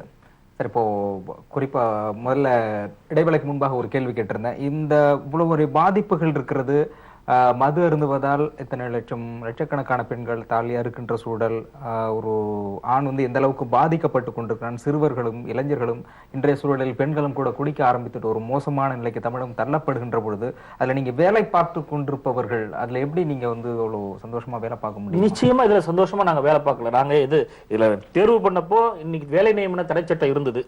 ஏதாவது ஒரு அரசு வேலை கிடைக்குது அப்படின்ற ஒரு ஆசையில வந்தோம். பெர்மனன்ட் ஆயிடுவோம்னு வந்தோம். இங்க வந்த பிறகு இந்த மாதிரியான இன்னைக்கு ஒரு மனிதனா கூட எங்களை யாரும் இந்த சமூகம் பாக்குறது இல்லை. ஏன்னா ஒரு இழிவான தொழில் இதை செய்யக்கூடிய எங்களையும் ஒரு இழிவா தான் பார்த்துட்டு இருக்கு. இங்கே நிலையான ஒரு இது இல்லாததால நாங்களே எங்க கூட இருக்கிற தொழிலாளியே ஒரு ஆண்டுக்கு 200-250 பேர் இறந்து போறாங்க. இது இப்பேற்பட்ட தொழில் நம்ம இருக்கணுமா? வேண்டாம். பொதுமக்களோ மூடுன்னு சொல்றாங்க, எல்லாரும் மூடுன்றாங்க. மூடிட்டு எங்களுக்கு கவர்மெண்ட்ல இருக்கக்கூடிய காலி பணியிடங்களை எங்களுக்கு மாற்று வேலை, அரசு வேலை அப்படிங்கறதுனால வந்தாச்சு, வேற வேலை இல்லாம வேற வேலையை கொடுங்க அப்படின்னு போராட்டத்தை நாங்க துவக்கிறோம். பேசலாம் சார். இப்போ கௌரவ விரிவுரையாளர் அப்படிங்கிற பதிவுல என்னென்ன பாதிப்புகள் நீங்க சந்திச்சு உங்களோட கோரிக்கைகள் சொல்லிருக்கீங்க. குறைந்தபட்சம் இன்னொரு விஷயம் பார்க்க போனாக்க ஏறத்தாழ என்ஜினியரிங் படித்து முடித்த மாணவர்கள் கூட வேலை வாய்ப்பு இல்லாத சூழலில் உங்களுக்கு குறைந்தபட்சம் ஒரு வேலையாவது கிடைச்சிருக்கு அப்படிங்கிற ஒரு திருப்தி தானே ஏற்படுத்தணும் அப்படிங்கிறது சிலர் ஆளும் தரப்பில் சொல்லப்படுகிறது. இல்ல, நாங்க இந்த தொழிலுக்கு ஒரு மரியாதை வேணும்னு பார்க்கணும். 10,000 ரூபாய் அப்படின்னு வெளியில சொல்ல முடியல யார்கிட்டயும். அது 2 மாசம் சம்பளம் இல்லாம நாங்க என்ன செய்வோம்? அது ரொம்ப சிக்கலானது. அது யூஜிசி எங்களுக்கு 25,000 ரூபாய் கொடுக்கணும் அல்லது மணிக்கு 1000 ரூபாய். இது யூஜிசி சொல்லுது. அண்டை மாநிலங்கள் எல்லாம் அதை பின்பற்றுறாங்க. ஏன் தமிழ்நாட்டுல கூட சட்டக்கல்லூரியில் இருக்கக்கூடிய கௌரவ விரிவுரையாளருக்கு 15,000 ரூபாய் கொடுக்குறாங்க. தமிழ்நாட்டில் இருக்கக்கூடிய உறுப்பு கல்லூரியில 15,000 ரூபாய் கொடுக்குறாங்க. ஆனா எங்களுக்கு இதனால ஒரு 80 கோடி ரூபாய் தான் வரப்போகுது. ஆனா எங்களுக்கு இதை செய்ய மாட்டாங்கிறாங்க. தொடர்ச்சியாக நிதி இல்லை அப்படின்னு எங்களுக்கு சொல்றாங்க.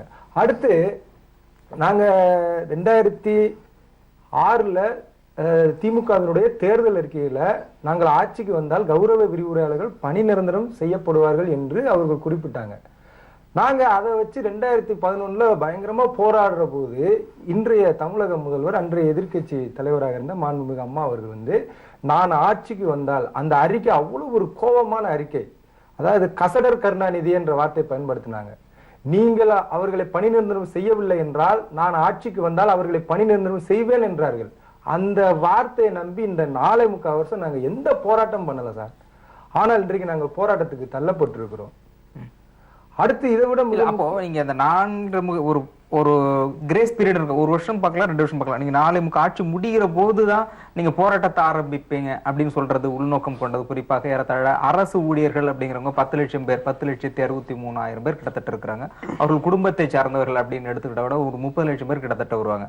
சோ இது ஓட் பேங்கா கால்குலேட் பண்ணி இவர்களை எதிர்க்கிறதா சொல்லப்படுது. இல்ல, எங்களுக்கு அந்த அவசியம் இல்லை. நாங்க அரசு கல்லூரியில இருக்கக்கூடிய ஒரு அப்பாவிகள். அங்க மக்கள் போராட்டத்துக்கே வருவதற்கு அஞ்சக்கூடியவர்கள். அப்படியாப்பட்ட சூழல்ல நாங்க ஒவ்வொரு முறையும் பார்க்கிற பொழுது உங்களுடைய கோப்பு நகர்ந்து கொண்டிருக்கிறது, மேலே போய் கொண்டிருக்கிறது என்று ஒரு மாதத்துக்கு முன்பு கூட நாங்கள் போனோம். உதயச்சந்திரன் செலவினங்கள் துறை செயலர் நிதி இல்லை, தமிழக அரசு மிகுந்த கடன் சுமையில் இருக்கு, அதனால திருப்பி அவர் அனுப்பிச்சிட்டார். நாங்க அவரை போய் பார்த்தோம். பின்பு இந்த ஒரு ஒரு 2 ஆண்டுகளா இப்படியே சொல்லி சொல்லி நாங்க அலைக்கழிக்கப்பட்டோம். அதனால நம்பிக்கை ஏதாவது இந்த அம்மா இவ்வளவு கோபமா சொன்னா ஏதாவது செய்யும் அப்படின்னு நான் நம்பணும். இப்ப எங்களுக்கு வந்து இல்ல. இப்ப அதுவும் எங்களுக்கு மிக முக்கியமான இன்னொன்னு, அண்ணாமலை பல்கலைக்கழகத்திலிருந்து பேராசிரியர்கள் இருந்து உபரியான பேராசிரியர்களை அரசு கல்லூரிக்கு மாத்துறாங்க. இப்ப நாங்க எங்களை பணி நிரந்தரம் செய்யுங்க அப்படின்னு கேட்கும் போது நீங்களா பின்வாசல் வழியா வந்தாங்க அப்படின்னு சொல்றாங்க. இந்த அண்ணாமலை பல்கலைக்கழகத்துக்காரங்க எந்த வாசல் வழியாக வந்தாங்க? அவங்க எந்த அடிப்படையில் அவங்க தேர்வு செய்யப்பட்டாங்க? ஆசிரியர்களே நீங்க வரவேற்கலன்னா என்ன எப்படி நியாயமானதா இருக்கு? அவர்களும் ஆசிரியர், நீங்களும் ஆசிரியர், அவங்களுக்கு பிரச்சனை மாதிரி அவங்களுக்கும் பிரச்சனை இருக்கு இல்லையா சார்? அரசு கல்லூரிக்குள்ளே ஒரு அரசு துறையில ஒரு போக்குவரத்துலயோ மின்சார வரத்துல எதுலயோ வேலை பார்க்கறவங்க வந்து என்னைக்காவது தங்களை பணி நிரந்தரம் செய்வாங்க அப்படின்ற நம்பிக்கையில வேலை பார்க்கறாங்க. அது நடந்திருக்கு. ஆனா எங்க துறையில மட்டும் இங்க எப்பயுமே பணி நிரந்தரம் செய்யல. அரசு கல்லூரியில 98ல இருந்து வேலை பார்த்துக்கிட்டு இருக்கோம். யாரையுமே பணி நிரந்தரம் செய்யல. ஏன் எங்களை பணி நிரந்தரம் செய்யாம? இல்ல அதே மாதிரி அண்ணாமலை பல்கலைக்கழகத்தில் அவங்களும் நியமிக்கப்பட்டவர்கள், 369 நியமிக்கப்பட்டவர்கள். அவர்கள் அரசு மாத்துது. அவங்களுக்கு தேவையானதுக்கு போராடணுமே தவிர அவர்களுக்கு நீங்க கொடுக்க கூடாதுன்னு எப்படி நீங்க போராடலாம் சார்? அவங்க எப்படி நியமிக்கப்பட்டாங்க, எந்த அடிப்படையில நியமிக்கப்பட்டாங்க எல்லாம் தெரியும், மக்களுக்கு எல்லாம் தெரியும். அந்த பல்கலைக்கழகம் திவாலாகி போயிருக்கு. எதனால? ஊழல்னால அது திவாலாகி போயிருக்கு. அவங்களுடைய இன்னைக்கு அரசு கல்லூரியில சேர போன ஒரு 40 பேருக்கு தகுதி இல்லைன்னு திருப்பி அனுப்புறாங்க. 10ஆம் கிளாஸ் படிக்கல, 12ஆம் கிளாஸ் படிக்கல, கிராஸ் மேஜர் அப்படி இப்படின்னு திருப்பி அனுப்புறாங்க. இன்னொன்னு, இடஒதுக்கீடு கூட பின்பற்றப்படலை. அவங்க எந்த அடிப்படையில தேர்வு செய்யப்பட்டார்கள் என்ற கேள்விக்குறி இருக்கு. ஆனா அவர்களுக்கு முன்னுரிமை கொடுக்கிற அரசு இந்த ஏழை எளிய மக்கள் பயிலக்கூடிய அவர்களுக்கு மட்டும் அடிப்படை தகுதி இல்லாம 10வது 12ஆம் வகுப்பு டிகிரி படிக்காம டைரக்டா ஓபன் யூனிவர்சிட்டில இருந்து படிச்சுட்டு வந்த ஒருவருக்கு அரசு கொடுக்கின்ற முக்கியத்துவம் உங்களுக்கு ஏன் கொடுக்கவில்லை? அதுதான் நாங்க கேட்கிறோம். அதான் இன்னைக்கு போராட்டத்தின் மூலமாக காரணம் என்ன? அதான் அது நாங்க வந்து வெளிப்படையா அது சொல்ல முடியாது. அது எல்லாருக்கும் தெரியும். நாங்க வந்து கௌரவ விரிவுரையாளர்கள் வந்து நாங்க வந்து எங்கள்கிட்ட எந்த வசதி வாய்ப்பும் இல்லை. நாங்க எதுவுமே எங்களால அரசு விரும்புறதை எங்களால செய்ய முடியாது. ஆனால் இல்ல ஒரு அரசே உங்ககிட்ட விரும்புதா செய்யணும், அரசு கிட்ட இல்லாததை உங்களிடம் கேட்க எல்லாமே ஒரு கணக்கு வழக்கு தான் சார். இப்ப ஒரு 1000 போஸ்டிங் இருக்குன்னா அது ஒரு கணக்கு வழக்கு இருக்கு.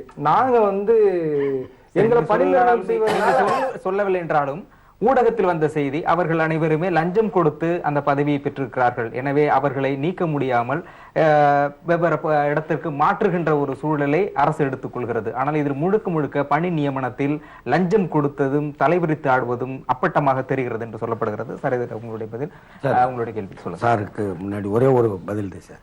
இப்போ மாற்றுத்திறனாளிகளுக்கு அரசாணை 151 ஒன்று போட்டாங்க சார். அந்த 151 அரசாணையுடைய தார்மீகம் என்னன்னா, அரசாங்கங்களில் தற்காலிகமாக வேலை பார்க்கக்கூடிய அரசு ஊழியர்கள், குறிப்பாக சத்துணவு, அங்கன்வாடி, ஊரக வளர்ச்சித்துறையில் இருக்கக்கூடிய ஊராட்சி செயலாளர்கள், இவர்களுக்கு அந்த 151 அரசாணையில் 2 ஆண்டு பணி முடித்திருந்தால் அவர்களுக்கு ஒரு காலமுறை ஊதியத்தில் நியமிக்க வேண்டும் என்பது அரசாணை.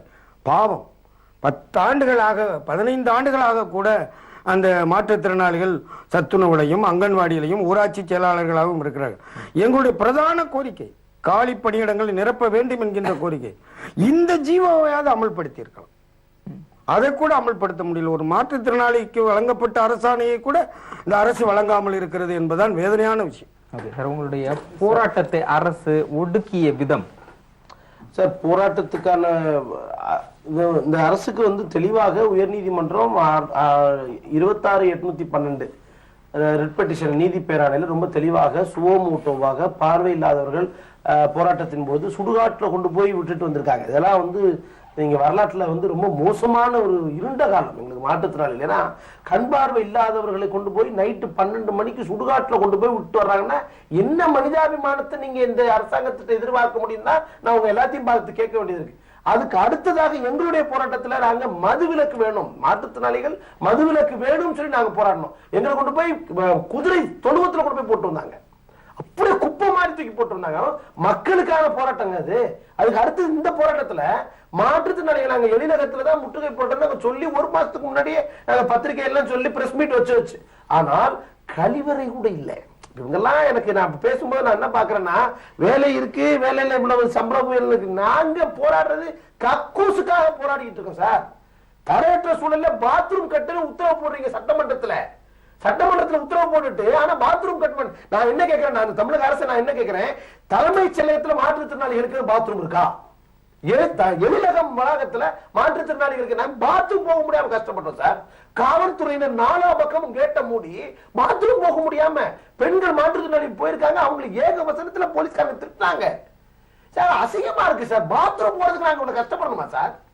அந்த மாதிரியான ஒரு அரசு இதுக்காக நாங்க கஷ்டப்பட்டு ஓட்டு போட்டோம் சார். இப்ப நாங்க எங்களுடைய கோரிக்கையாக கடந்த 28ஆம் தேதியில இருந்து நாங்க போராடிட்டு இருக்கோம். இன்னைக்கு தேதி 15 ஆயிடுச்சு. ஒரு அரசு கல்லூரியா எங்க சுழற்சி நடைபெறவில்லை. ஆனா ஒரு பேச்சுவார்த்தைக்கு அழைக்கல. நாங்கள் இன்றைக்கு கல்லூரி கல்வி இயக்குநரகத்தை நாங்க முற்றுகையிட்டு இருக்கோம் காலையிலிருந்து. இப்பொழுதும் இரவுல அங்க எங்களுடைய தோழர்கள் அங்க இருக்கிறாங்க. ஐயா சொன்ன அதே பிரச்சனைகளோடு நாங்கள் இருக்கிறோம். ஏதாவது நடக்கும் அப்படின்றதுக்காக இரவுல நாங்க இருக்கிறோம் சார். ஒரு மாற்றுத்திறனாளி யூரின் பேக் வச்சிருக்காரு, தண்டுவடம் பாதிக்கப்பட்ட மாற்றுத்திறனாளி அப்படி தூக்கி கொண்டு போய் வேன்ல போட்டாங்க சார். யூரின் பேக் உடஞ்சு போலீஸ் வேன் எல்லாம் யூரின். நாங்க படுற கஷ்டம் சொல்றோம் சார். கழிவறை கொடுங்க, பாத்ரூம் கொடுங்க கொண்டு போய் எங்க லைட் எல்லாம் அடைச்சு வைக்கிறது. அப்ப எனக்கு நான் உயர் நீதிமன்றம் கொடுக்குற உத்தரவு நான் செய்ய மாட்டோம். உச்ச நீதிமன்றம் நாங்க எங்கதான் போறது, எங்களுக்கு எங்கதான் வழி. நாங்க நீங்க எல்லாரும் எல்லா ஊடகத்துல என்ன சொல்றாங்க, தன்னம்பிக்கையோடு இருக்கணும் தன்னம்பிக்கையோடு இருக்கணும்ன்றீங்க. நான் தான் லண்டன்ல போய் இன்னைக்கு டாக்டருக்கு படிச்சு வந்திருக்கேன். என் வாழ்க்கையை இது வரைக்கும் ஒரு இன்டர்வியூ ஏற்று வந்தது கிடையாது. அப்புறம் எப்படி தன்னம்பிக்கை வரும்? படிக்கணும் எல்லா பிஹெச்டி பார்வை இல்லாதவர்கள் மிக உலகத்துக்கே வெளிச்சமாக இருந்தவங்க சார். எத்தனையோ நீதி அரசர்கள் எங்கள்கிட்ட படிச்சிருக்காங்க, எத்தனையோ விரிவுரையாளர்கள் இருந்திருக்காங்க. ஒரு மாற்றுத்திறனாளி தான் இந்த லைட்டை கண்டுபிடிச்சது. அவன் தான் வரலாற்றின் போக்கையே மாற்றி இருக்கிறார்கள். அமெரிக்காவை வல்லரசாக மாற்றின ஒரு அந்த நாட்டினோட ஜனாதிபதியா இருந்த ஒரு வீல் சேர்ல ரீகன். அப்ப நாங்க அவ்வளவு பண்ணிருக்கோம். ஆனா எங்களுக்கு படிச்சு முடிச்சு PhD வாங்கியிருக்கோம் சார், போஸ்ட் டாக்டரேட் வாங்கியிருக்கிறோம். போஸ்ட் டாக்டர் வாங்கிட்டு தெருவில் நின்று போராடணும். எப்படி சார் எங்க வாழ்க்கை கிடைக்கும்? அப்ப இது ஏசியில இருக்கிறதுனாலதான் உங்களுக்கு புரியல. ஏசியில உட்கார்ந்து இருக்கனாலதான் புரியல. எங்க கஷ்டம் எங்களை மாதிரி நீங்க பாத்ரூம் போக முடியாம அதே தவழ்ந்து போறாங்க பாருங்க சார். நாங்க சார் கழிவறையில கைய வச்சு போயிட்டு நீங்க என்னதான் கையை கழுவிட்டு நாங்க சாப்பாடு சாப்பிட்டோம் உங்களுக்கு வலிக்குமா இருக்காதா? எங்க கஷ்டம் உங்களுக்கு. அப்ப எங்க கஷ்டத்தை நீங்க புரியாதனாலதான் நீங்க ஆட்சியில உட்காந்து வெறும் வணக்கம் வணக்கம் சொல்லிட்டு வண்டியில உட்காந்துட்டு ஏசியில பண்ண, அதனாலதான் உங்களுக்கு எங்க கஷ்டம் புரியல. என்றைக்கு எங்களுடைய வாய்ஸ் சட்டமன்றத்துக்கு வருதோ, என்றைக்கு எங்களுடைய வாய்ஸ் பாராளுமன்றத்துக்கு வருதோ, அன்னைக்குதான் சார் கொஞ்சம் இல்ல. எனக்கு என்னன்னா ஊடகத்துல எல்லாரையும் கூப்பிட்டு வச்சு பேசுறீங்கல்ல சார், எங்களை கூப்பிட்டு வச்சு பேசுறாங்க. ஊடகத்துக்கு தெரியுற எல்லா விஷயமும் அரசாங்கத்துக்கு தெரியாதா? நான் இன்னைக்கு தலைமைச் செயலாளர்கிட்ட கேட்கிறேன், 40% இருந்தா அப்படியா அப்படிங்கிறாரு. சிபிசிஐடி அலுவலகம் எக்மோர்ல இருக்குல்ல, அதுல மாற்றுத்திறனாளிகளுக்கான சாய்வு தளம் இல்ல, கழிவறை இல்ல சார். இந்த ஆர்டர் முதலமைச்சர் போட்ட ஆர்டருக்கு அப்புறம் கட்டப்பட்டது. அப்படியா? சிபிசிஐடி ஆபீஸ் எங்க பார்க்கு அப்படிங்கிறாரு. நான் சொல்றேன் ஊடகத்துல நான் சொல்ல முடியாது, வெளியில அப்படிதான். எதுக்கு எடுத்தாலும் இப்படி அதிர்ச்சி ஆகுறாரு தலைமைச் செயலாளர். அப்ப என்ன அவருக்கு நான் என்ன பேர் வைக்கிறது? எதுக்கு அதிர்ச்சி ஆகுறாரு? 40 அப்படியா? சிபிசிஐடி ஆபீஸ்ல ஒண்ணுமே இல்ல சார், புதுசா கட்டப்பட்ட கட்ட அப்படியா? அப்படின்னா என்ன சார் சொல்றது? இப்படி கமிட்டி 16 வருஷமா இல்ல சார், சட்டத்தில் இருக்க வேண்டிய கமிட்டி அப்படியா? இப்படி அதிர்ச்சி ஆனார்னா நான் நீங்க தான் சார் தலைமைச் செயலாளர், நாளே நீங்க தலைமைச் செயலாளர் இருங்க அப்படின்னா அதுவும் அப்படியான்னு கேட்பாரா என்ன தெரியல. நான் அப்படிதான் சொல்றேன். இந்த பிரச்சனையை நீங்கள் தலைமைச் செயலாளரையும் தாண்டி முதலமைச்சருக்கு நேரடியாக எடுத்து முதலமைச்சர் பார்த்தா அரசியல் மாதிரி கொண்டு போயிருவாங்கல்ல. முதலமைச்சர் பார்க்கணும், ஒரு மாதிரி விடாப்படியா வேணும்னு இருக்கிறாங்க. 16 நாள் போராடினாங்க பார்வை மாற்றுத்திறனாளிகள். என்னாச்சு பார்க்கலையே. சரி, தலைமை செயலாளர் பாப்பா, அவராது executive, is an IAS officer, chief senior ஸ்கேல்ல இருக்கக்கூடிய அட்மினிஸ்ட்ரேட்டிவ் IAS ஆபீசர், அவராது புரிஞ்சுக்குவாருன்றதுக்காக தான் நாங்க அவங்க கேட்டோம். ஒருவேளை அதுக்கு மேல ஒரு IAS ஒரு நிழல் சீஃப் செக்ரட்டரி இருக்கிறார் தமிழ்நாட்டுல, அவர் ஒருவேளை அவங்களை பார்த்துக்கணுமோன்னு எங்களுக்கு இப்ப தோணுது. ஒருவேளை நாங்க யுக்தி ரீதியா தப்பிட்டோமோன்னு எங்களுக்கு தோணுது இப்போ. ஏன்னா அவர் எதுக்கு எடுத்தாலும் இப்படி அதிர்ச்சியான நாங்க என்ன சார் பண்றது? இருந்தாலும் உங்களுடைய போராட்டம் தொடர்ந்து கொண்டே இருந்தாலும் கூட உங்களுக்கு 17ஆம் தேதி நாங்க திருப்பி உட்கார்றோம், போராடுவோம். நாங்க ஐராம் சர்மிளாவை உள்வாங்கினவங்க சார். போராட்டத்தை உடனே விட மாட்டோம். ஐராம் சர்மிளா உள்வாங்கினவங்க, நெல்சன் மண்டேலாவை நாங்க உள்வாங்கினவங்க, மார்ட்டின் லூத்தர் கிங்கை புரிஞ்சுக்கவங்க. என்ன ஆனாலும் சரி போராடும். இல்ல அடுத்த கட்ட போராட்டம் எப்படி நகர்வு இருக்கும்? திருப்பி அவங்க நாங்க சட்டமன்றத்தை முற்றுகையிடுவதற்காக போறோம். அன்னைக்கு அவங்க என்ன பிடிச்சிட்டு போட்டோம், உள்ள வைக்கட்டும், அடிக்கட்டும். யாராவது ஒருத்தரா பலியாகும் நினைச்சு இந்த காவல்துறை எங்க மேல லத்திய சொன்ன என்ன தூக்கி அப்படி விசிறி அடிச்சாங்க. என் காலில் மிதிச்சிட்டாங்க சார், போலியோ பாதிக்கப்பட்ட காலில் லத்திய மிதிச்சிட்டாங்க. அன்னைக்கு நைட் எல்லாம் நான் காலை தூக்கி வச்சுட்டு தான் படுக்க வேண்டியது இருந்துச்சு. அதுல நாங்க பின்வாங்க வேண்டியது இருந்துச்சு சார். அவங்க காவல்துறையுடைய அந்த அட்டகாசத்தையும் அராஜகத்தினாலதான் நாங்க பண்ண வேண்டியது இருந்துச்சு சார். இதே மாதிரி நேரம் ஒரே ஒரு செய்தி மட்டும் சொல்லிக்கிறேன். இப்ப கௌரவ விரிவுரையில பெண்கள் இருக்கிறாங்க, பேறுகால விடுப்பே கிடையாது. அவங்க ஒரு 2 மாசம் லீவ் போட்டாங்கன்னா வேற யாராவது நியமனம் பண்ணிடுவாங்க. அதனால 8 மாசம் வரைக்கும் கல்லூரிக்கு வருவாங்க சார். குழந்தை பெத்த 1 மாசத்துல மறுபடியும் வேலைக்கு வருவாங்க சார். அவ்வளவு கொடூரம். அவங்களுக்கு ஒரு பேர்கால விடுப்பு வழங்க மாட்டாங்க. சம்பளம் எங்களுக்கு 1ஆம் தேதி நாங்க வாங்கினதே 6 கிடையாது. மாச பேர்கால விடுப்பு அரசு ஊழியர்களுக்கு உண்டு. ஆனா நாங்க அரசு ஊழியர்களா நாங்க என்னதுன்னே தெரியல சார். கௌரவம் பேர்ல தான் இருக்க வழியா எங்க வாழ்க்கையில கௌரவமே கிடையாது. அவ்வளவு மோசமான எங்க வாழ்க்கை. உங்களுடைய பல்வேறு கருத்துக்களுக்கு நன்றி. தமிழக அரசு ஊழியர்கள் இந்த ஆட்சியில் எவ்வளவு கேவலமாக நடத்தப்படுகிறார்கள், ஒவ்வொரு துறை சார்ந்து அவர்களுடைய என்ன குமுறல்கள் என்ன என்பதை பல்வேறு தளங்களில் எடுத்து வைக்கப்பட்டிருக்கிறது. குறிப்பாக ஆசிரியர் கூட்டமைப்பு கௌரவ விரிவுரையாளர்கள் தங்களுடைய அவமானத்தை எந்த வகையில் வெளிப்படுத்த முடியாத அளவிற்கு குமுறி கொண்டிருக்கின்ற லட்சக்கணக்கான பேர்களும், அதே போன்று டாஸ்மாக் மதுவை விற்பதற்கு தன்னுடைய தொழிலை வெளியே கூடுவதற்கு கூட அவமானமாக நினைக்கக்கூடிய சூழலிலும் அதை தமிழக அரசு எப்படி நடத்தி கொண்டிருக்கிறது என்பதை